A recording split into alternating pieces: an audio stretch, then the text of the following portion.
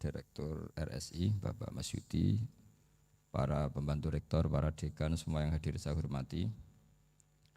Ini karena acara kampus, acara rileks, saya akan menyampaikan kajian ilmiah secara rileks bahwa ini meringati tahun baru itu jelas salah ini. Ini bukan tahun baru ini, tahun terakhir. Karena ini tanggal 29 ya. 29. Jadi ini meringati akhir tahun. Tapi karena rektornya itu orang bejo, dalah itu enggak ada yang nyoal kesalahannya. Jadi ini orang pinter sama orang bejo itu hebat orang bejo. Saya ini orang pinter, maka tahu kalau ini itu akhir tahun, bukan awal tahun. Tapi saya ada orang bejo, pinter saya tidak terekspos, sehingga orang tetap saja bilang ini peringatan awal apa? Tahun. Jadi menang orang bejo gitu. Ini akhir tahun apa awal tahun? Hari ini akhir tahun. Berarti ini peringatan apa? Akhir tahun. Hanya orang bejo yang kesalahannya tidak dikoreksi. Jadi ini alhamdulillah. Jadi ya tapi ini kesalahan yang tidak maksiat. Insya Allah dimaafkan Allah Subhanahu Wa Taala ini karena kesalahan itu ada dua, ada kesalahan yang maksiat, ada kesalahan yang tidak maksiat. Saya punya komitmen terhadap agama ini. Baik tadi yang dikatakan Pak Rektor, ada unsur ulama, ada unsur habaib, ada unsur pengusaha, ada unsur birokrat. Di antara kenangan-kenangan saya dari Syekhina guru kita bersama Kiai Haji Maimun Zubair, beliau itu sering dawuh, sering ngendikan, dan itu saya sampaikan juga ketika 7 hari wafatnya Agus Robah, cucu Mbah Maimun, putra Agus Subah. Di antara yang beliau katakan itu adalah sok hak agama itu sing gawe pegawai negeri. Itu berkali-kali beliau ngendikan gitu. Ya saya agak bantah. Lah kalau santri bah, ya santri karuan mesti gawe agama, tapi sok ben sing gawe pegawai negeri. Setelah saya jadi kiai dan penelitian, saya itu berkali-kali didatangi dokter, tentara, juga polisi. Mereka sering bilang gini, Gus saya ini dokter negeri. Saya ke NTT, ke Papua, karena saya muslim, berkebutuhan Islam, maka dibikinkan musola, dibikinkan masjid. Kalau kiai tidak bisa, bikin sendiri urunan mau narik siapa. Mau narik tarikan di jalan yang mau nyumbang siapa. Tapi kalau kebutuhan negara, karena tugas negara, ya difasilitasi negara dan tidak dianggap misionaris karena negara. Begitu juga di beberapa negara yang non-muslim kayak di Argentina, di Venezuela, itu ada masjid, ada kajian Islam ya karena duta besar. Dan itu aparat negara. Disinilah kearifan para ulama berkoalisi dengan umarok dengan makna yang positif bahwa agama ini harus ditopang umarok, sistem negara. Tentu di situ ada tentara, ada polisi, ada macam-macam. Kita sebagai kiai juga enggak berdaya di depan para bandar narkoba apa-apa kalau enggak ada BNN. Kita mau apa dengan korupsi kalau enggak ada KPK. Sehingga kearifan para guru-guru kita, mulai Mbah Maimun, bapak saya sendiri, NU, Muhammadiyah, semua ormas-ormas Islam itu pasti maulah kerjasama. Karena kita siapa ya? Kalau enggak kerjasama. Dan di antara pesan Rasulullah SAW adalah yaduwahi ma'al jamaah. Jadi apa ya, kebersamaan itu sudah berkah. Fa inna yadallahi ma'al jamaah. Jadi berkah. Lalu kenapa saya kalau ngaji bawa kitab? Ini agak sebetulnya itu lazim. Lazim itu suatu yang harus. Tapi karena kelamaan mubalek itu tidak pakai kitab. Seakan-akan bawa kitab itu yang aneh. Sebenarnya aneh mereka. Karena begini logika simpelnya ya. Umat Nabi ini berhak dapat apa coba? Berhak dapat warisan yang paling luhur, paling hebat, paling jernih. Apa itu Quran dan hadis? Pertanyaannya, siapa yang paling punya hak otoritatif untuk menerangkan Quran hadis? Ulama. Ulama yang mana? Ya yang kapabel, yang sudah diakui dunia kayak Imam Ghazali, Imam Bukhari, Imam Syafi'i. Artinya kalau kita tidak pakai materi itu ulama mendapat pikiran kita, bukan mendapat pikiran mereka. Saya ulang lagi, kalau kita tidak pakai materi yang otentik, yang orisinil, ulama umat ini mendapat pikiran kita, bukan pikiran mereka. Maka saya berusaha supaya teman-teman atau semua umat Islam dapat pikiran-pikirannya Imam Ghazali, pikiran-pikiran Imam Bukhari, pikiran-pikiran Abdul Qasim Al-Junaidi, kejernian-kejernian Abu Yazid Al-Bustami. Kejirnihan itu diantaranya adalah misalnya makalah yang menurut saya itu makalah yang super. Jadi untuk ngadepi krisis karena COVID atau karena apalah. Itu lama dulu sederhana sekali. Beliau-beliau punya rumus yang mungkin jarang didengungkan orang, tapi saya akan kampanye rumus ini. Al-istighna, hakikatul istighna, itu adalah al-istighna anis syai' labihi. Jadi pemenuhan kebutuhan yang sebenarnya adalah kita berusaha menghindari sebanyak mungkin kebutuhan yang sekunder, yang enggak penting. Bukan memenuhi semua yang kita inginkan. Jadi misalnya begini ya, kalau kita lapar, itu keinginan kita itu makan enak apa asal makan? Tentu jawabannya asal makan yang sehat. Tapi kalau nuruti nafsu kita, makannya yang enak, teman makan ya enak. Terus di warung yang favorit. Ini kan satu kebodohan. Kenapa untuk makan saja butuh definisi sekian banyak? Yang kita harus kecewa, warung favoritnya bisa sudah tutup. Atau kita ke sana harus macet. Ribet. Yang benar-benar arif dan bijaksana itu adalah al-istighna anisya. Sesuatu yang tidak mendesak itu jangan jadikan kebutuhan. Sehingga kalau kita puasa misalnya, semua makanan itu enak karena kita sangat lapar. Sehingga Abul Qasim Al-Junaidi ketika ditanya, ma'idamu to'am, lauk makanan itu apa? Jawabannya lucu, alju, lapar. Kalau kamu lapar ya semuanya enak. Ini sudah mulai hilang. Kita bilang makan enak itu ya sate, ya gulai, ya pizza yang kita senang. Akhirnya apa? Untuk nikmati nikmatnya Allah itu kita jadi ribet. Apalagi yang orang-orang fasik harus ditemani perempuan yang tidak halal misalnya, atau harus ada ajudan, ribet. Nah pertanyaannya, orang yang ribet sama yang enggak ribet itu pinter mana? Pinter yang enggak ribet. Nah ini kearifan-kearifan yang mulai hilang. Lalu siapa yang bisa mewarisi itu? Ya ulama. Jadi ulama itu cara berpikir sebenarnya simple. Makanya mereka sering kalau tahajud itu, di antara makalah Sayyidina Ali paling terkenal dan yang menjadikan beliau punya derajat yang luar biasa, itu adalah kafani izzan antakuna li robban wa kafani fakhron an akuna laka abdan. Ya Allah, saya ini sudah begitu mulia, begitu terhormat dan sangat-sangat terhormat karena yang menjadi Tuhan itu Engkau. Jadi rumus pertama itu karena menjadi Tuhan itu Engkau. Hanya Tuhan yang abadi, Tuhan yang pertama, artinya Tuhan yang al-awwal. Coba ya Allah, kalau saya ini punya Tuhan Fir'aun, punya Tuhan mati jadi tontonan lagi, itu kerennya di mana coba? Andai kan kita punya Tuhan Fir'aun, atau punya Tuhan yang asal usulnya manusia, apapun hebatnya manusia itu, kita punya Tuhan manusia itu.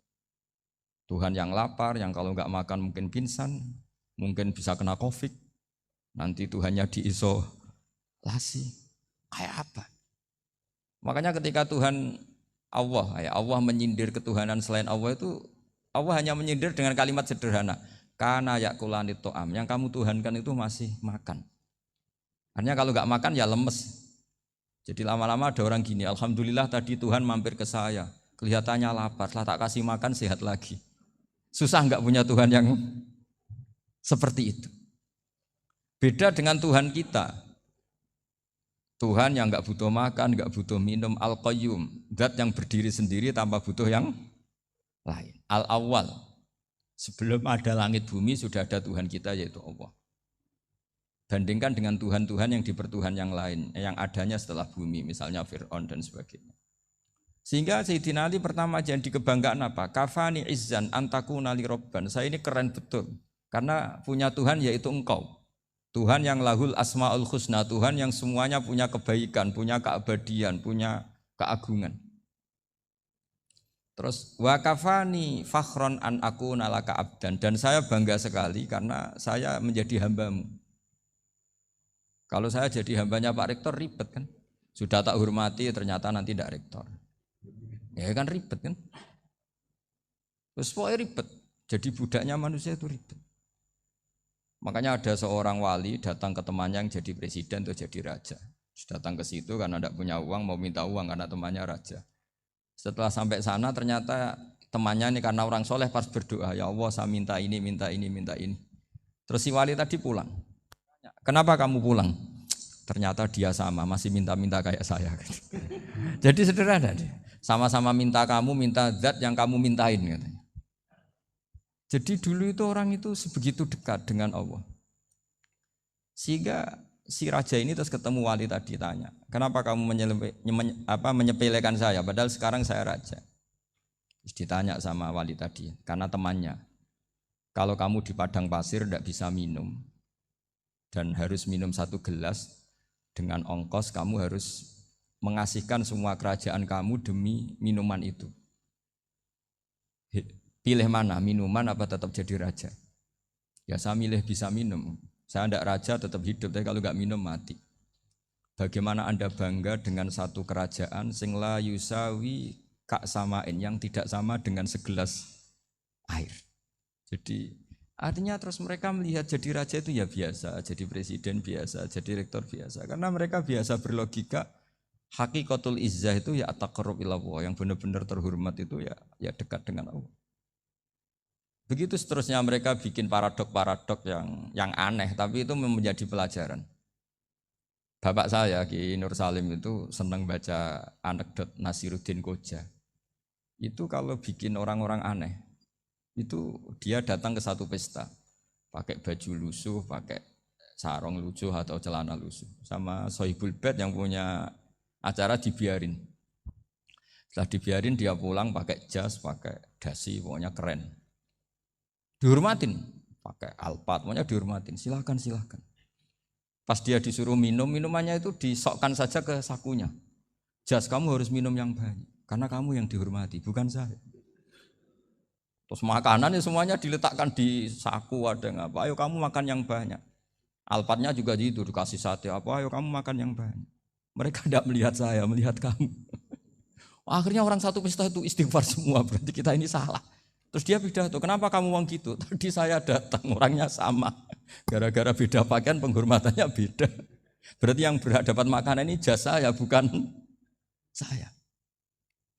Betapa naifnya kita sebagai orang. Ternyata kita masih hormat sesuatu yang seperti itu, yang atribut lah. Jadi orang-orang sufi itu orang yang bisa menertawakan dunia. Akhirnya ya, pertama dia dianggap orang gila, masa jas dikasih makan, dikasih minum. Tapi secara fikih dia benar, haram dia makan. Karena pas dia datang dibiarin, setelah pakai jas dikasih makan. Berarti hakikat yang dapat rezeki siapa? Jasnya apa orangnya? Jasnya apa orangnya? Jasnya. Jadi itu orang-orang sufi, kearifan orang-orang dulu itu bisa ngelola hal-hal yang keseharian menjadi luar biasa. Ada seorang wali melihat istrinya makan 1 piring, anaknya makan 1 piring. Ditanya, kalian kenyang? Wah kenyang sekali. Melihat anaknya minum kopi 1 cingkir senang, kalian senang sekali. Wah kalau senang dengan hal-hal yang murah bisa, ngapain harus senang dengan hal-hal yang mewah, bodoh sekali saya. Sehingga terus mereka bisa qanaah. Qanaah itu ya hidup itu simpel, sederhana. Jadi tentu saya tidak akan ngomong yang muluk-muluk, selain itu tidak bidang saya juga apa ya. Kita ini butuh obat di kondisi Covid seperti ini, butuh kesederhanaan, butuh apa ya. Istighna tadi, kita harus istighna billah an ghairillah. Jadi sudah cukup bahwa Allah ini segalanya. Sehingga tadi saya dengarin himnenya Unisula, yang paling saya kagum adalah dimulai dengan kalimat-kalimat thayyibah. Di antara tugas suci Nabi Ibrahim dan semua nabi adalah wa ja'alaha kalimatam baqiyatan fi aqibih. Nabi Ibrahim itu nabi yang diberi gelar Allah. Dia adalah nabi yang menjadikan kalimat tauhid itu kalimat yang abadi. Fi aqibih, di anak turunnya, di semua generasinya, baik anak turun karena gen maupun karena pembinaan, karena pendidikan. Ini penting sekali saya utarakan karena apa? Satu kehidupan itu sebenarnya digerakkan oleh kata-kata, oleh moto kalau orang bahasa modern. Sehingga banyak ulama mengatakan al-ibarat qutun li'ailatil mustami'in, bahwa redaksi atau moto atau pegangan hidup itu penggerak kehidupan. Sehingga sebetulnya manusia itu digerakkan oleh kalimah-kalimah itu, oleh moto-moto itu, oleh prinsip-prinsip hidup itu. Misalnya orang Palestina itu tiap hari ke pasar gitu. Mereka ke laut gitu. Ditanya, kenapa tidak takut tembak Israel? Jawabannya lucu. Kena tembak ya mati, enggak makan ya mati. Enggak kerja ya mati. Ya sudah sama-sama mati ya mendingan aktivitas normal. Tapi saya tidak menyarankan itu untuk melawan COVID. Ini cerita saja nanti. Kamu jangan provokator itu. Karena ini wilayah sensitif. Jadi banyak orang yang poligami. Kalau ditanya alasannya gitu. Istri satu ya cerewet, dua ya cerewet, mendingan empat. Ya banyak ya gitu. Tapi ada yang kebalikan. Istri satu cerewet saja hampir jantungan. Apalagi empat. Tinggal matinya kan gitu. Itu semua yang menggerakkan itu kalimat. Kalimat itu satu pegang. Banyak orang loh yang nggak ingin jadi rektor tuh banyak loh Pak Bejo. Jangan kira semua dosen ingin jadi rektor. Melihat rektor sibuk rapat, mempertahankan reputasi Unisula, terus sering pegang kepala. Ngapain repot-repot? Jadi tukang sapu aja dapat gaji, ngopi, rokokan, selesai. Bodoh amat jadi rektor, mikir orang banyak. Banyak loh orang yang nggak ingin jadi presiden tuh banyak. Karena ngopi nyaman, gak ada yang ganggu. Mau tidur sampai jam 9 siang juga gak ada yang ganggu. Sehingga mereka melihat pegawai negeri itu gak keren, orang kok diatur jam, disiplin. Itu memang cara Allah membagi rahmat. Mau kamu apakan coba? Cara syukurnya dia seperti itu. Bapak saya dulu tuh sering ngajarin saya, diajak jalan-jalan pagi-pagi. Melihat orang ngopi, makan uduk itu bapak seneng. Kok enak jadi wong awam. Ngene esuk-esuk nyemak bocah kesel kabeh kono enak ngopi rokokan. Bapak kadang iri sama orang awam itu iri. Sudah gitu berharap masuk surga kan enak sudah gitu. Tahu-tahu mati, tidak tahu ke surga apa ke neraka ya tidak tahu. Jadi nah, orang dulu itu orang yang bisa mensederhanakan dunia. Sehingga ya sudah cara bahagia. Makanya saya alhamdulillah saya ini kerjasama sama UII sama beberapa kampus. Memang amdan itu sengaja. Kampus itu ya punya sistem yang nggak bisa mewakili sistem kiai. Kiai juga punya sistem yang nggak terwakili oleh kampus juga sebaliknya saling melengkapi. Saya sering ketemu rektor UII, rektor kampus-kampus Islam. Mereka cerita, Gus pendidikan pondok harusnya dimodernkan gini-gini. Saya bilang, kalau pondok modern kayak kampus itu nanti saya ketemu Allah nggak bisa jawab. Kenapa Gus? Saya beri contoh gini. Kalau misalnya perempuan perawan lah atau apa saja, namanya perempuan, mau tanya tentang menstruasi atau haid. Kalau semuanya sistem kampus, dia harus kuliah dulu. Registrasi dulu, kuliah dulu, bayar dulu. Dan dapat jawabannya nunggu mata kuliah pas itu. Bandingkan kalau sistem pondok, saya tuh sering ke pasar sama anak saya dicegat sama ibu-ibu. Gus, anak saya ngalami gini-gini, keluar darah terus menerus, nggak 6 hari tapi 1 bulan penuh. Itu hukumnya apa Gus ya? Nanti saya mau sowan ke jenengan. Enggak usah sowan di sini aja. Ya sudah, sebelum mengeluarkan darah yang rutin seperti itu biasanya haidnya berapa hari? 6 hari ya sudah ikut yang 6 hari, yang lainnya istighatsah. Ngoten tok Gus, ya udah ya. Begitu terus di masalah udhiyah, Pak. Ya coba kalau semuanya pakai sistem kampus, daftar dulu, bayar dulu. Jadi ini nggak ada jawabannya, nunggu mata kuliah itu. Baru dapat jawaban, itu biasa nggak sholat bertahun-tahun karena belum ada jawaban tentang itu. Nah itu kalau misalnya orang mati, tahunya cara memulasara jenazah itu nunggu kuliah dulu, pas mata pelajaran itu dulu, baru menangani orang mati. Berarti orang mati itu tergeledak semua. Tapi kalau kiai kan enggak. Kesini orang mati terbakar, kalau dimandiin malah badannya copot-copot, itu gimana hukumnya? Ini ada orang mati Gus Kendat, ini disolati apa enggak? Ada orang mati oplosan ya kan? Itu disolati enggak? So sering ditanya gitu. Enggak usah registrasi Pak Rektor. Enggak usah registrasi, enggak usah daftar, enggak usah seminar. Makanya kalau orang kampus wani kiai itu ya kualat tenan itu karena ini yang on time ya. Tapi pondok seperti saya ya ikrar seikrar-ikrarnya pentingnya kampus karena melatih efisiensi waktu, disiplin, tata kelola manajemen sehingga kita ya hormat. Tapi tadi kita harus saling melengkapi sehingga saya tunjukkan ke publik bahwa saya hormat sekali sama polisi, sama tentara. Coba kita bisa apa ngadepi bandar narkoba kalau enggak polisi? Bisa apa coba menjaga NKRI kalau enggak tentara? Begitu juga ya sudahlah kita memang fa inna yadallahi ma'al jamaah, kita berkah itu kalau bersama-sama. Enggak bisa kita sendiri. Nah lalu orang kayak saya itu ya beberapa kali sebetulnya saya itu ditawanin jadi dokter honoris causa apa. Kekhawatiran saya satu Pak Bejo, takut pas nggak punya uang. Itu dokter kok gak di duit kan gak pantas gitu. Jadi repot gitu daripada beban lah sudah lah nggak usah dokter. Jadi kalau nggak punya uang ya pantas, terus kalau ngebis ya pantas. Suatu saat kalau mati nggak ada yang hadir ya pantas, nggak dokter gitu. Kalau sudah dokter kok masuk neraka, dokter kok masuk neraka kayaknya apalagi rektor kampus Islam kok masuk neraka itu kan kok kayak nggak pas itu. Misalnya rektor Unisiola ditanya mungkar nakir, nggak bisa kan kayak gimana gitu. Makanya harus sering ngaji saya supaya nggak malu di depan mungkar nakir. Masa rektor ditanya mungkar nakir nggak bisa. Harus berani bentak. Ini saya rektor loh Pak mungkar nakir. Masa. Kalau wali-wali dulu berani. Masyhur di cerita wali-wali ditanya marabbuka manabuka. Saya ini guru tauhid. Kok kamu tanya marabbuka manabuka yang ngelotok. Kamu tidak pernah ngaji enak aja tanya. Jadi wali-wali itu ya rileks ngadepi mungkin.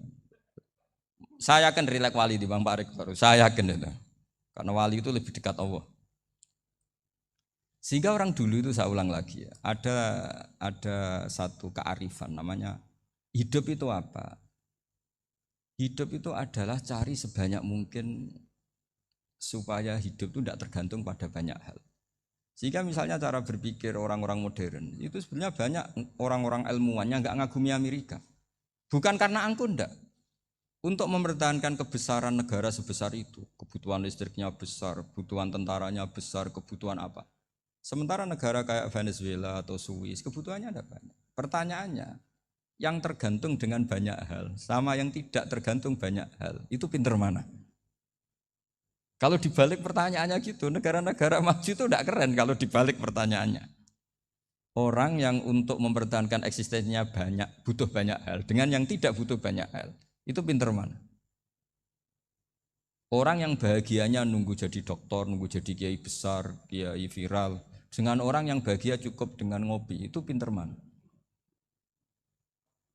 Tapi kalau dibalik pertanyaannya, orang yang tahunya nikmat hanya kopi, dengan nikmat yang banyak, pinter mana? Makanya Mbah Mun tuh kalau guyon itu lucu. Aku iku saake ambek wong desa sing mlebu swarga.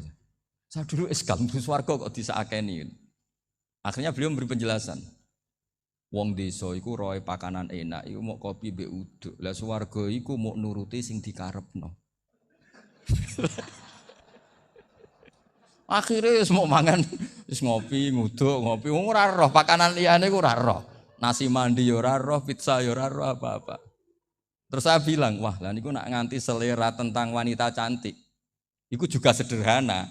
Rontok pesek ya wis cantik, rontok ireng ya wis. Apa bidadarinya seperti itu karena saking enggak pengalamannya. Jadi surga itu kan nuruti apa yang diinginkan. Kira-kira keinginan orang kampung kalau di surga itu apa coba?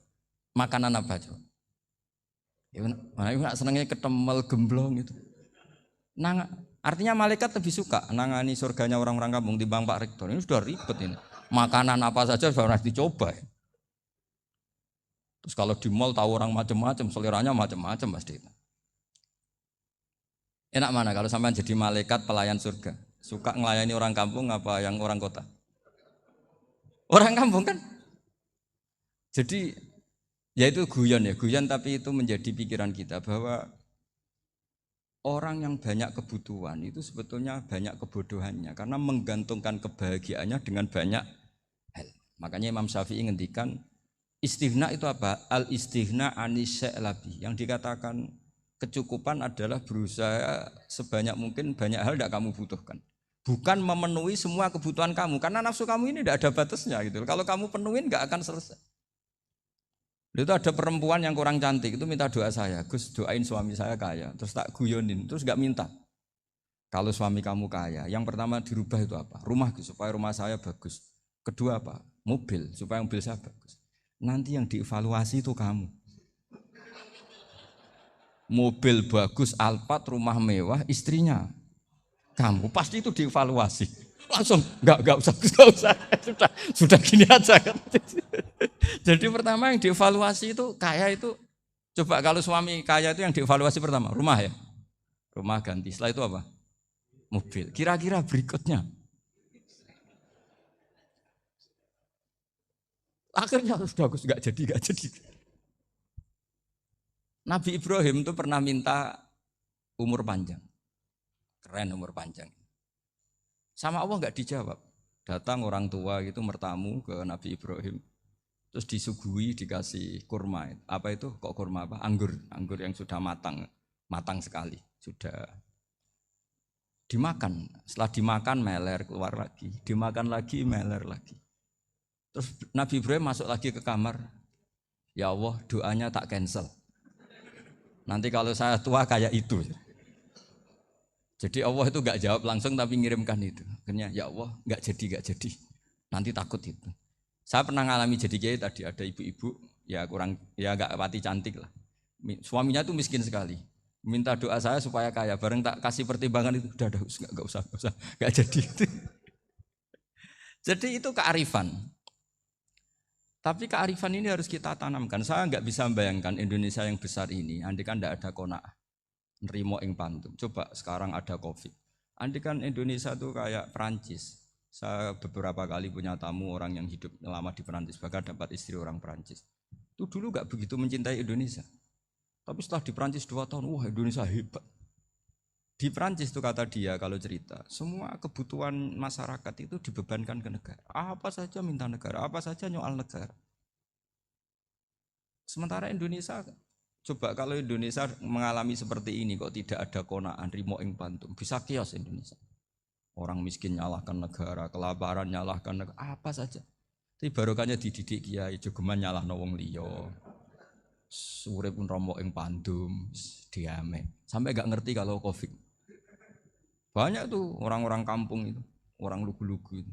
Mbah niki saking Covid, salam ning Covid muga-muga umure panjang. Dikira Covid itu nama orang yang ahli sosial itu. Mbah niki dana saking Covid.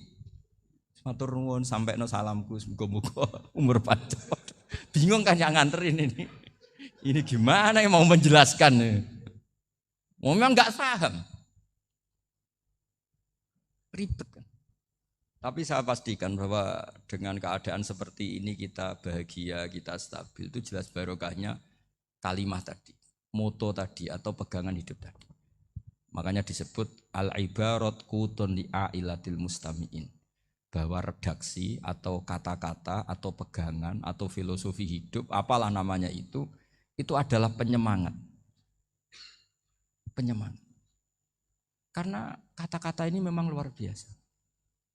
Ketika sahabat perang demi kebenaran, zaman itu ya pasti benar karena yang dibela Nabi. Dulu itu kan enak zaman Nabi, yang dibela mesti benarnya, musuhnya mesti salahnya. Sehingga dulu itu memang harus tegas. Kalau sekarang mau tegas gimana? Yang kamu bela tidak mesti benar, musuhnya tidak mesti salah. Ribet kan kalau misalnya saya tukaran sama Pak Rektor, kamu mau bela mana kan bingung. Saya tidak mesti benar, saya tidak Nabi. Pak Rektor apalagi tidak mesti benar lagi kan? Ribet kan? Jadi kalau kita mau perang sekarang itu mau pede gimana? Enggak.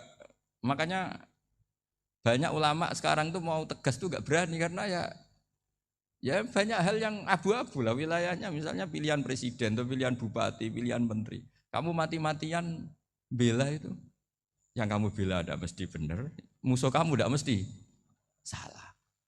Misalnya pilihan bupati, wah ini kabupaten ini baik kalau bupatinya ini, yang satu bilang ini, terus tim suksesnya kamu tanya, kamu yakin? Ya tidak juga. Lah kenapa semangat? Kan saya botohnya, paling alasannya ya itu aja, bukan yang lain. Beda dengan zaman Nabi, nabinya mesti benar, Abu Jahalnya mesti salah. Kan enak, aturan mainnya jelas. Singkat cerita dalam perang itu banyak sahabat yang ngalami luka, ngalami apa gitu. Kemudian curhat ke Nabi, ya Nabi gara-gara derekkan jenengan, ngikuti jenengan saya harus ngalami seperti ini. Ngiranya orang itu diapresiasi sama Allah keluarnya. Ternyata sama Allah gak diapresiasi.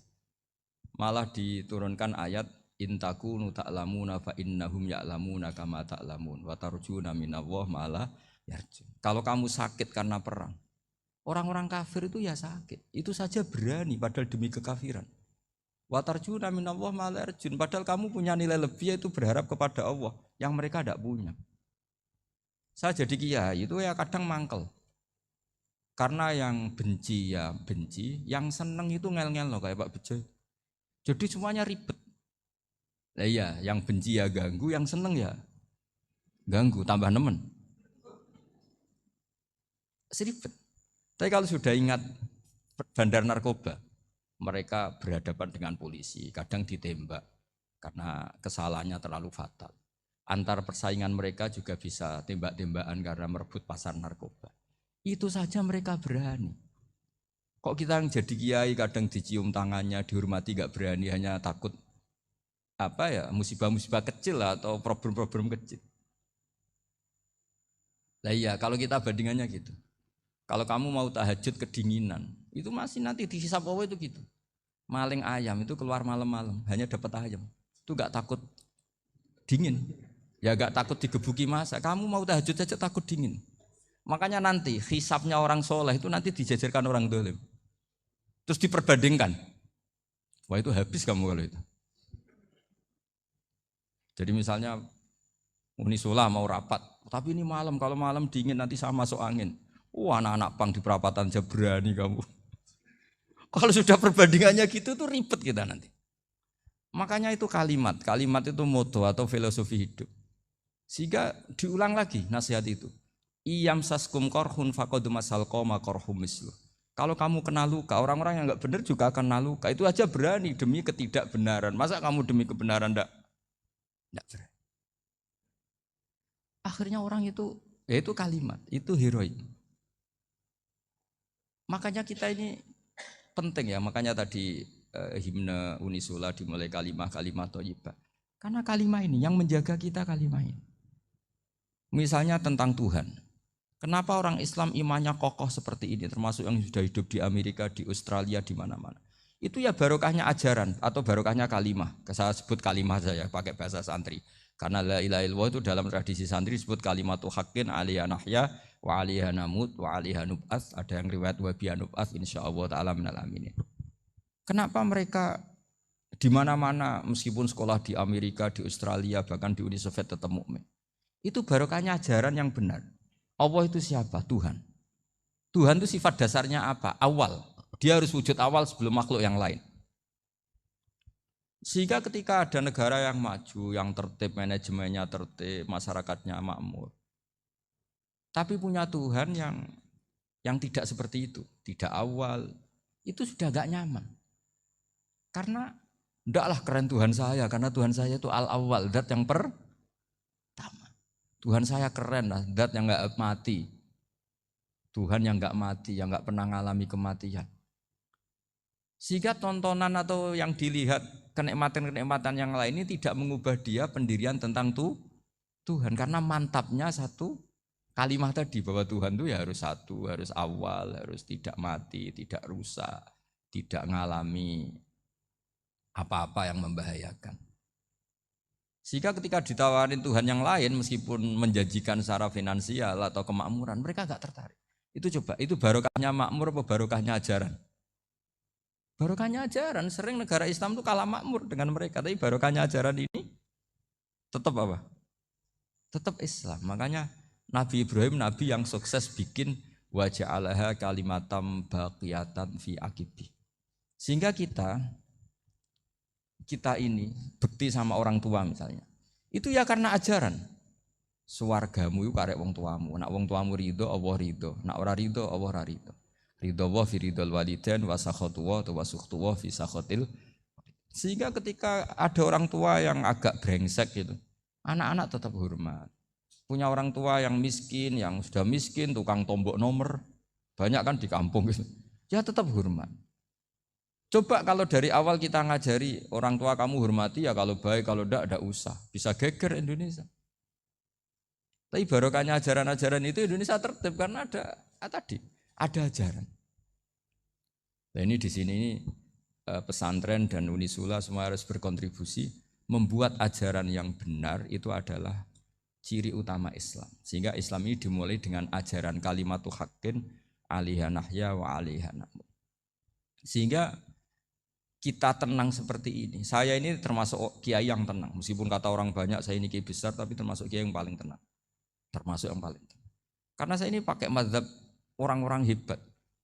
Saya berkali-kali cerita, orang kayak Imam Syafi'i itu orang yang luar biasa. Saya berkali-kali cerita, orang yang tadi nyium tangan kamu ya Imam Syafi'i, di belakang tuh ngerasani kamu, menghujat kamu. Jawabannya enak saja. Berarti saya alhamdulillah orang yang wibawa. Buktinya di depan saya nggak berani. Jadi enteng saja. Diceritain sebagian kampung, sebagian separuh dari warga kamu itu nggak suka kamu. Ya bagus lah nggak suka saya, nggak akan utang duit saya. Di mana-mana orang utang itu karena teman dekat. Kalau nggak seneng pasti minimal nggak utang, nggak pinjam mobil, nggak pinjam apa. Berkah mana yang seneng sama yang gede.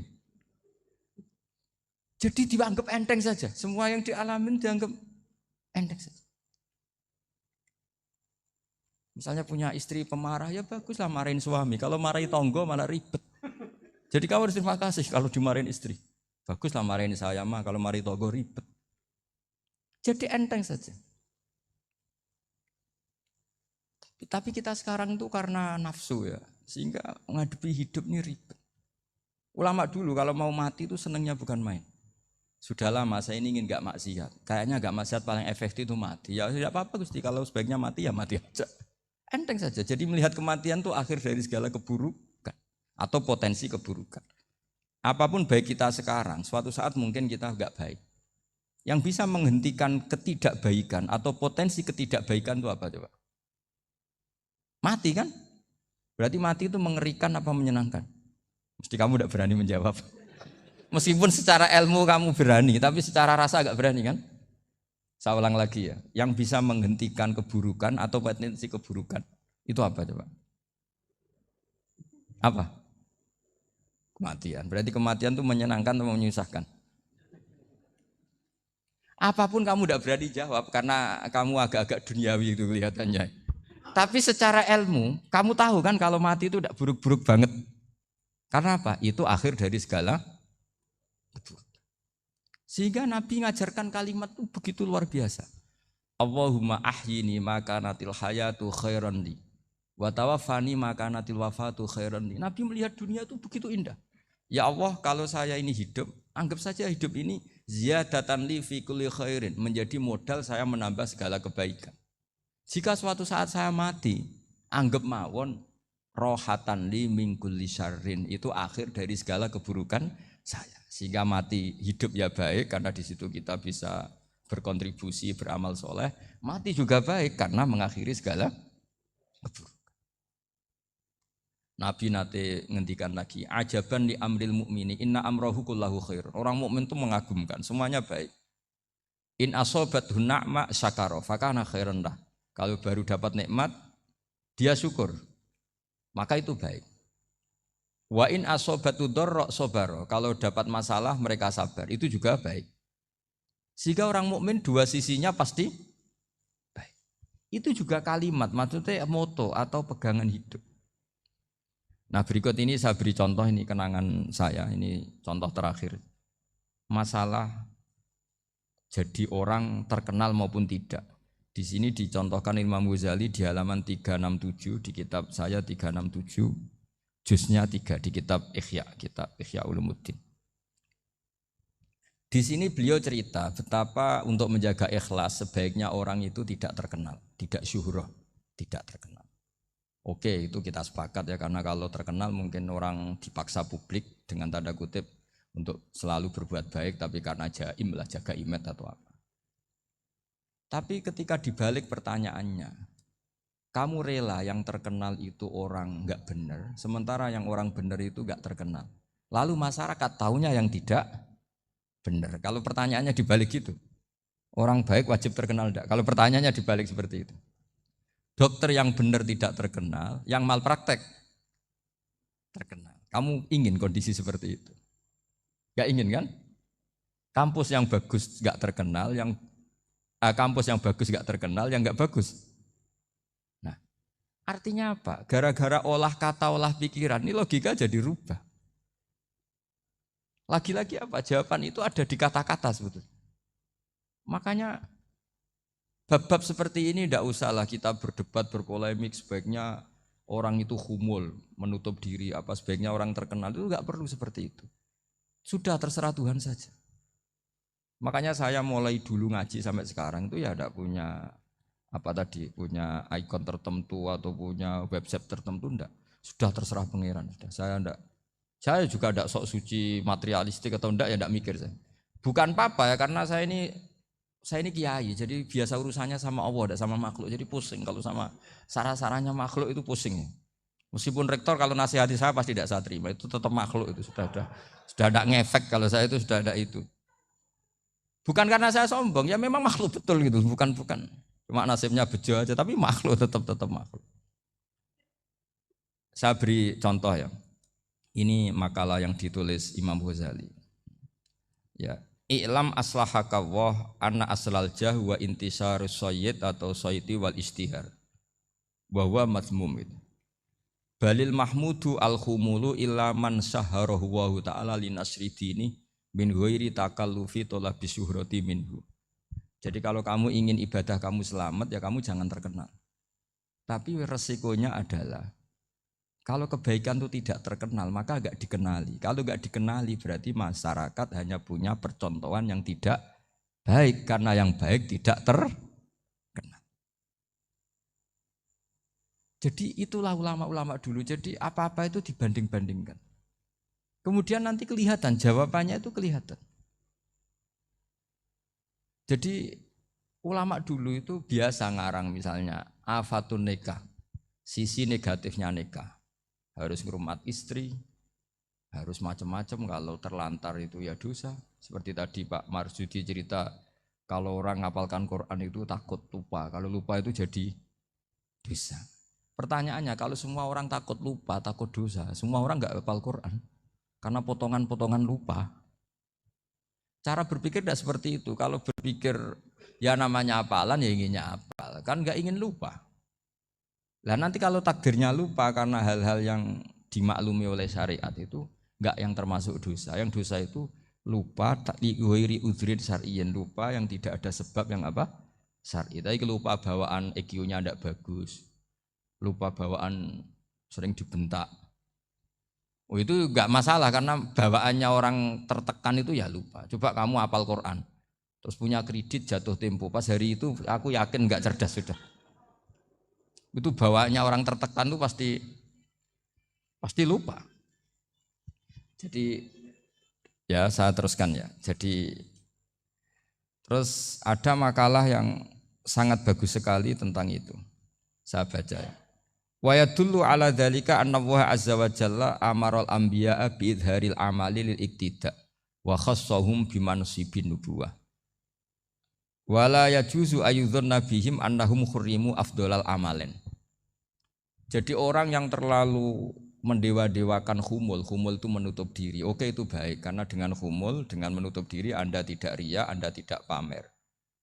Tapi kata Imam Ghazali, kamu juga harus ingat di antara syaratnya Nabi itu harus mengumumkan kalau beliau itu seorang Nabi. Harus memaklumatkan kalau beliau seorang Nabi supaya bisa diikuti.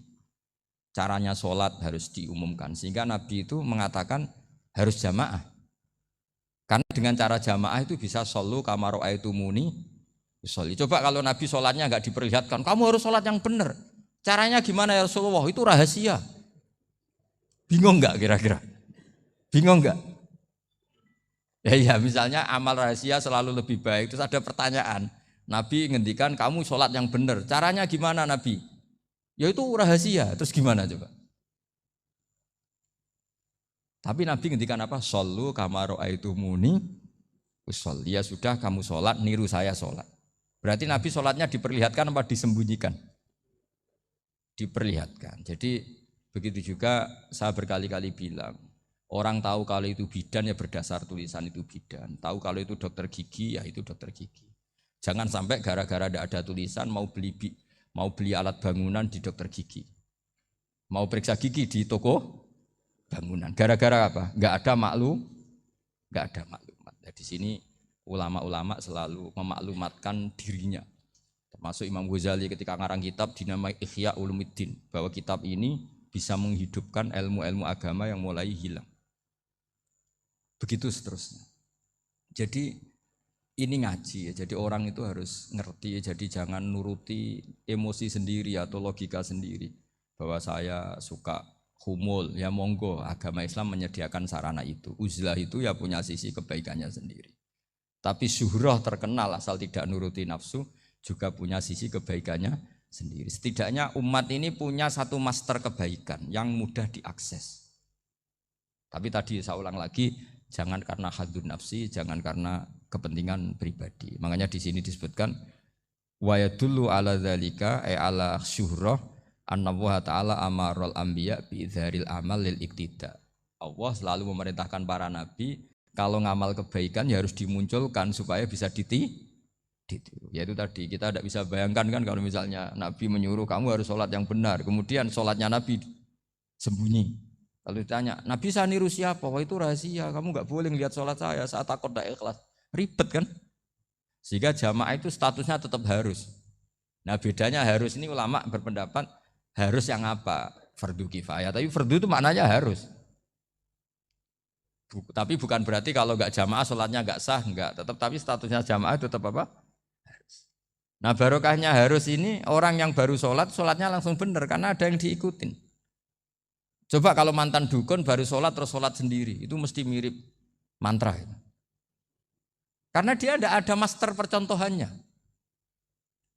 Tapi barokahnya ada master, orang paling bodoh pun kalau sholat ya benar. Karena standar ada komandonya, ada imamnya. Sehingga Imam Ahmad malah berpikir keras. Syarat sahnya sholat itu harus jamaah. Cara pikirannya Imam Ahmad, keras sekali beliau. Sehingga kalau orang sholat sendiri kok ada orang lain yang maunya berjamaah harus bayar, orang itu harus bayar demi sahnya sholat. Itu madzhabnya Imam Ahmad. Tapi kalau madzhab Syafi'i hanya mengatakan itu fardu kifayah, yang kalau satu komunitas gak mau melakukan semuanya apa? Dosa. Ya jadi ini sebelum sesi ringan tanya jawab, hanya 2 saja tanyanya, nggak boleh banyak-banyak, nanti nggak pulang-pulang saya. Jadi tak baca lagi biar dapat berkahnya Imam Ghazali. Wa qala qaumun asirru afdalu minal alaniyati. Terus kata sebagian ulama al alaniyah itu afdal minas sirri. Terus diperbandingkan baik yang mana amal dipertontonkan sama ndak. Terus kata Imam Ghazali, kalau orang itu bisa jaga tidak riya, maka sebaiknya dipertontonkan karena kebaikan harus yang muncul, bukan yang tidak baik yang muncul. Makanya ketika Unisula memaklumatkan diri sebagai ingin jadi generasi khairah ummah, itu kalau diterjemah itu kan wow, khairah ummah, umat terbaik. Itu kan ya kayak agak angkuh. Tapi nggak apa-apa, itu nggak apa-apa. Masa kita kampanye Unisula siap degradasi moral, kan ya lucu kan? Masa jualan gitu kan ya lucu. Ya sudah, kita memang ingin mengkhidmati ummah, berbakti dengan umat, membantu supaya jadi generasi khairah apa? Tidak apa-apa, dimaklumatkan supaya dengan itu umat punya sarana. Oh kalau ingin jadi khairah ummah, kuliah di sini. Jangan lalu enggak gitu. Ya sama kita dokter, maklumatkan saja dokter gigi, dokter kandungan, dokter bedah. Sehingga orang kalau mau bedah ya jangan ke dokter kandungan. Jadi barokahnya maklumat ya. Jadi saya mohon sekali ini, saya sendiri sebetulnya orang yang enggak siap terkenal sebetulnya, tapi ya sudah terserah Allah saja. Kalau itu cara Allah menyebar kebaikan, ya monggo. Pokoknya kita tawakal saja sama Allah Subhanahu wa Ta'ala. Saya kira demikian. Assalamualaikum warahmatullahi wabarakatuh.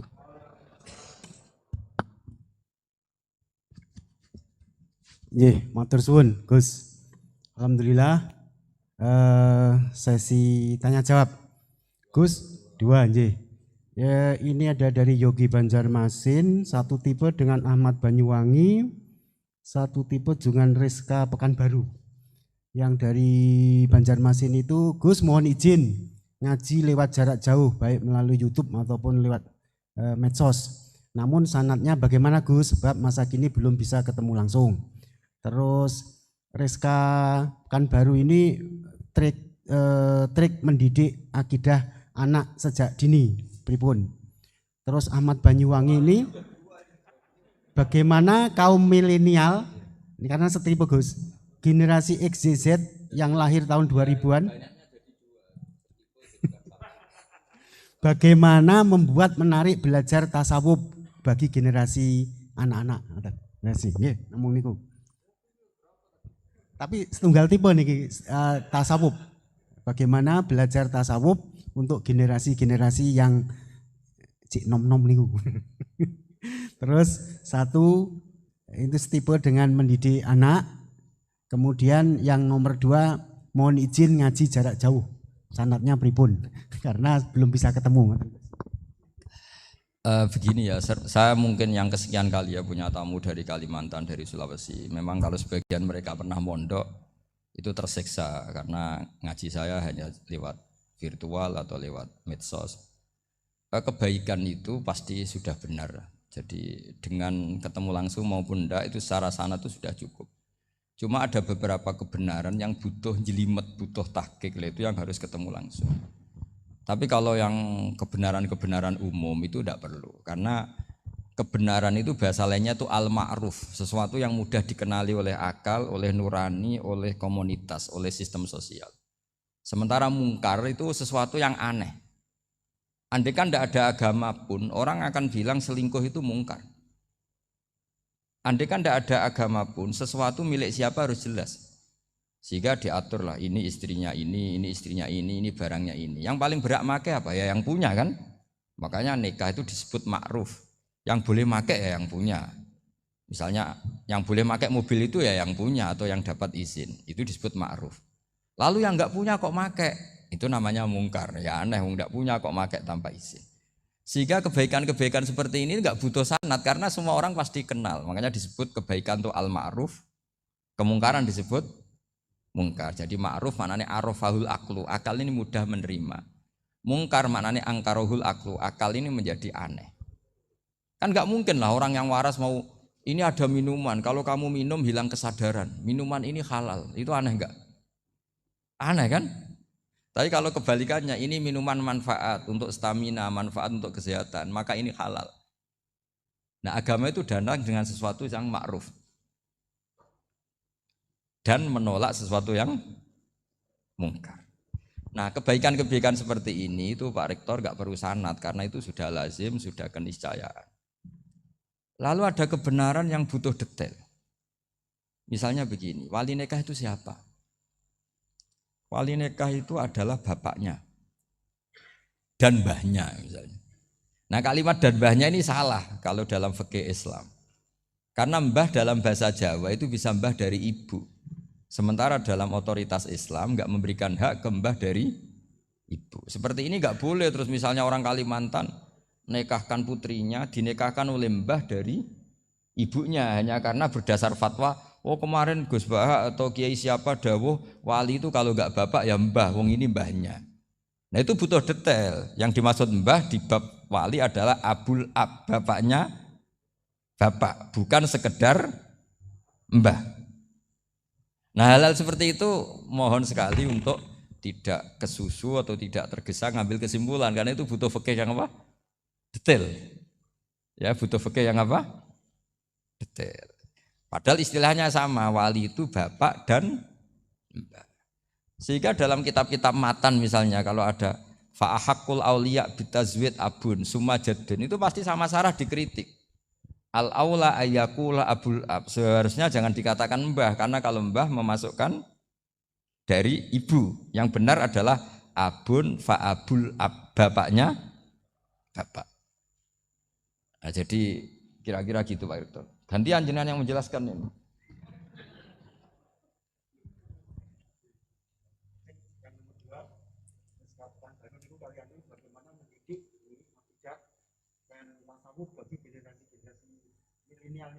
Ya kayak tadi, tasawuf maupun tauhid maupun ilmu moral apapun itu mudah sekali dididik. Ciri utama agama ini itu ad-dinu yusrun, agama itu mudah. Mudah itu artinya ya nurani nerima ya gampang, akal ya gampang, komunitas ya nerima gampang. Kayak tadi penjelasan saya tentang Tuhan.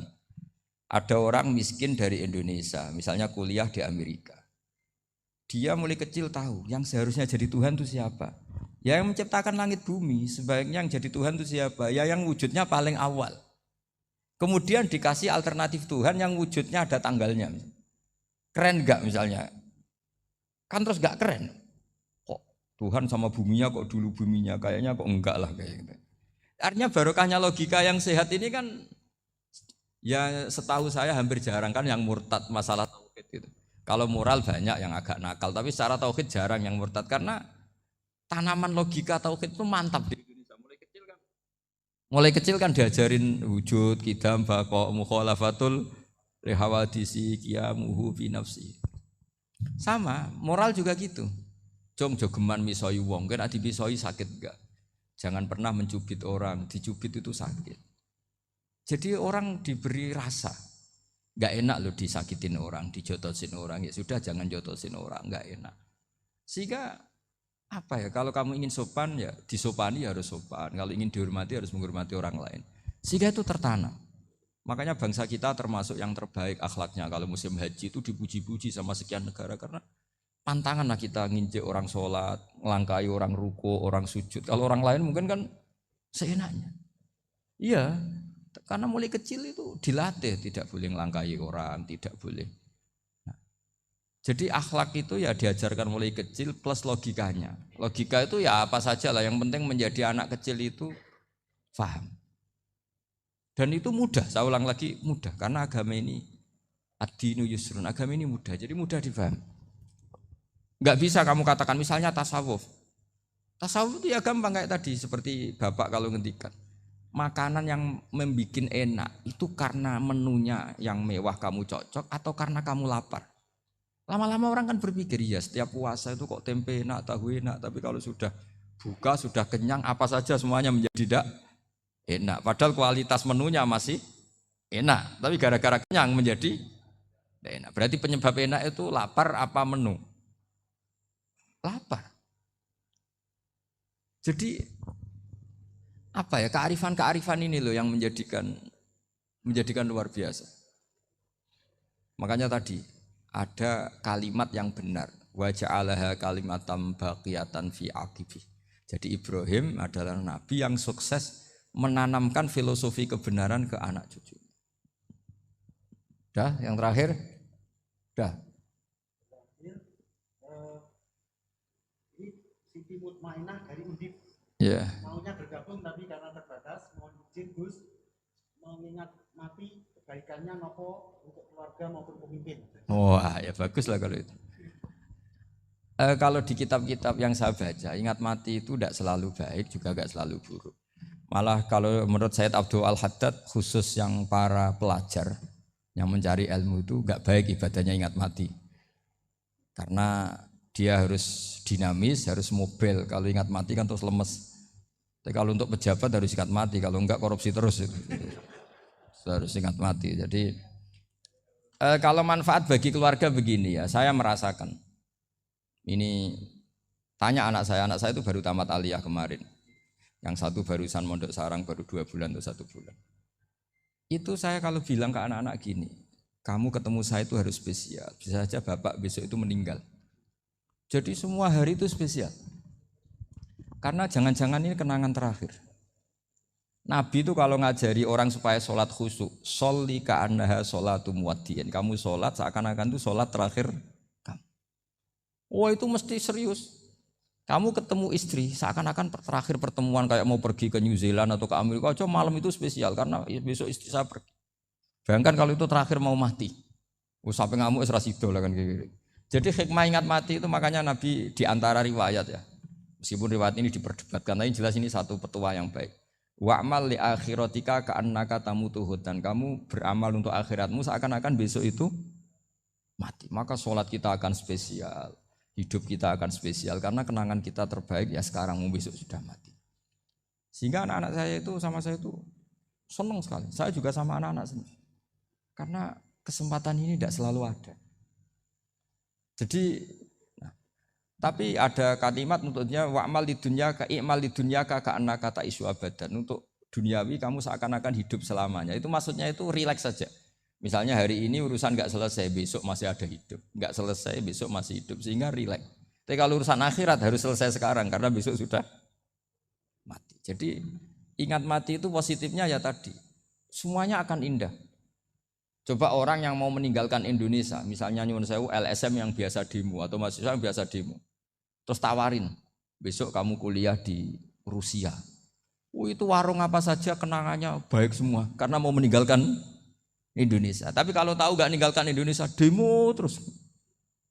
Orang-orang sering demo, tawarin ke luar negeri. Kira-kira mau gak? Pasti lebih suka apa? Indonesia. Orang paling miskin yang ngeluh terus di dunia ngeluh gak pernah nikmat, tawarin mati, mau nggak? Nggak mau kan?